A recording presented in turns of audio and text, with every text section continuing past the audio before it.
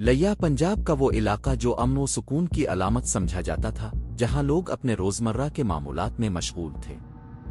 फसलों की खुशबू, देहातियों का मलना जलना और पुरानी अक़दार का तसलसल लिया की पहचान था। लेकिन 2019 में लिया की सरजमीन पर कुछ ऐसे खौफनाक वाक़यात रूनुमा हुए कि पूरा इलाका एक भयानक ख्वाब में बदल गया। ये वो दास्तान है जिसने लोगों को खौफ के साए में जीने पर मजबूर कर दिया और हर घर के दरवाजे पर दहशत का राज था। ये कहानी है इन मजदूरों की जो अपने खानदान की खुशहाली के ख्वाब लेकर निकले, लेकिन हमेशा के लिए अंधेरे में चले गए। ये सब कुछ इस वक्त शुरू हुआ जब लिया के नवाही इलाकों से मजदूर तबके के नौजवान गायब होना शुरू हो गए। पहले पहल उनके खानदानों ने सोचा कि शायद वो रोजगार की तलाश में दूसरे शहरों का रुख कर चुके हैं। ये देहाती इलाकों में आम बात समझी जाती है कि नौकरी की तलाश में लोग बड़े शहरों की तरफ चले जाते हैं और हफ्तों या महीनों बाद वापस आते हैं। लेकिन जैसे ही गुमशुदा अफराद की तादाद बढ़ने लगी और कोई उनका सुराग ना मिला, तो शक के साए गहरे होने लगे।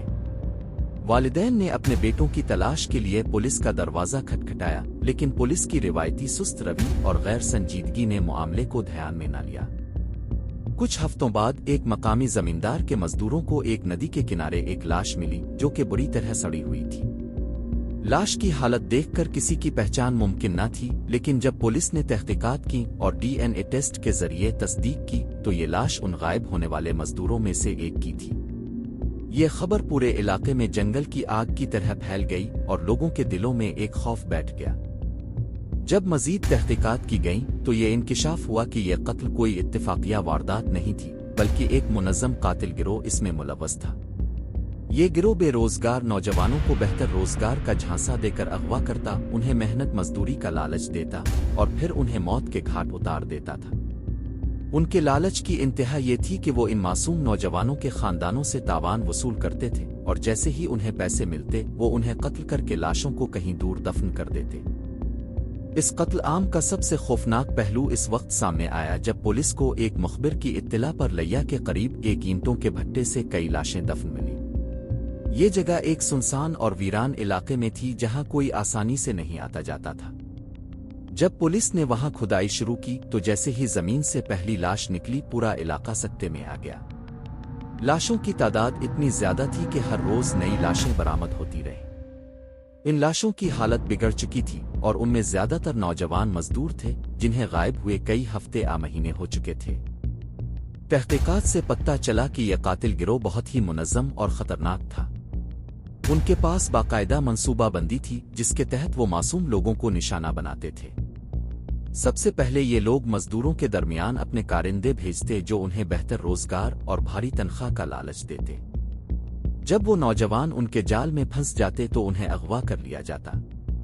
अगवा के बाद ये गिरोह उनके खानदान वालों से फोन पर बात करवाते, ताकि उन्हें यकीन हो जाए कि उनका बेटा जिंदा है। फिर तावान की भारी रकम का मुतालबा किया जाता। जैसे ही तावान वसूल होता, ये जालिम उन्हें बेरहमी से कत्ल करके लाशों को जमीन में दफन कर देते। इन मजदूरों के खानदानों का हाल बयान से बाहर था। वो हर दिन उम्मीद और नाउम्मीदी के दरमियान झूलते रहते।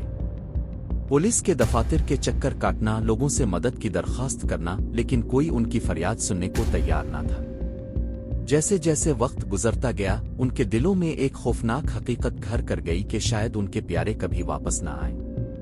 कुछ खानदान तो इतने मजबूर हो गए थे कि वो अपनी जमीन और माल मवेशी बेच कर तावान अदा करने की कोशिश करते थे, लेकिन फिर भी उनके बेटों की वापसी मुमकिन ना हो सकी। आखिरकार जब मामला अवामी दबाव और मीडिया की तवज्जो का मरकज बना, तो पुलिस को हरकत में आना पड़ा।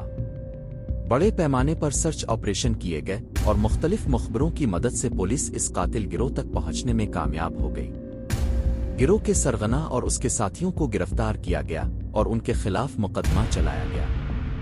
दौरान तफ्तीश गिरोह के सरगना ने एतराफ किया कि वो कई सालों से इस मकरू कारोबार में मुलव्वस था और उसके हाथों बेशुमार मासूम जानें ज़ाय हो चुकी थी। जब ये केस अदालत में पहुंचा, तो पूरा इलाका इंसाफ की उम्मीद में था। लोगों का हुजूम अदालत के बाहर जमा रहता, जहां वो इंसाफ के नारे बुलंद करते थे। कातिलों को अपने किए की सजा दिलवाना हर शहरी की आवाज बन चुका था। मुकदमे के दौरान गवाहों की तादाद और सबूतों की भरमार ने इस बात की गवाही दी कि ये मुजरिम कितने बेरहम थे। آخر کار عدالت نے گروہ کے سرغنہ اور اس کے ساتھیوں کو سزائے موت سنائی۔ اس واقعے نے لیا کے لوگوں کو ایک گہرا زخم دیا، ایک ایسا زخم جو شاید کبھی بھر نہ سکے۔ وہ گاؤں جو کبھی سکون کا گہوارہ تھا اب دہشت کا شکار تھا۔ لوگوں کا ایک دوسرے پر سے اعتماد اٹھ چکا تھا اور ہر کوئی اپنے گھر کے دروازے پر پہرا بٹھانے پر مجبور ہو گیا تھا۔ والدین اپنے بچوں کو کہیں بھی تنہا بھیجنے سے کتراتے تھے اور ہر کسی کے دل میں ایک خوف بیٹھ چکا تھا کہ کہیں وہ بھی اس قاتل گروہ کا شکار نہ بن جائے۔ لیا کا یہ قتل عام پاکستان کی تاریخ کے اندوہناک ترین جرائم میں شمار کیا جاتا ہے۔ یہ ایک ایسی داستان ہے جو صرف موت اور سفاکیت کی نہیں بلکہ قانون نافذ کرنے والے اداروں کی ناکامیوں اور انسانی بے بسی کی بھی کہانی ہے۔ یہ واقعہ ایک سبق ہے کہ معاشرے میں ایسے عناصر کے خلاف سخت قدم اٹھانے کی ضرورت ہے تاکہ دوبارہ کوئی بے گناہ اس طرح کے ظلم کا شکار نہ ہو۔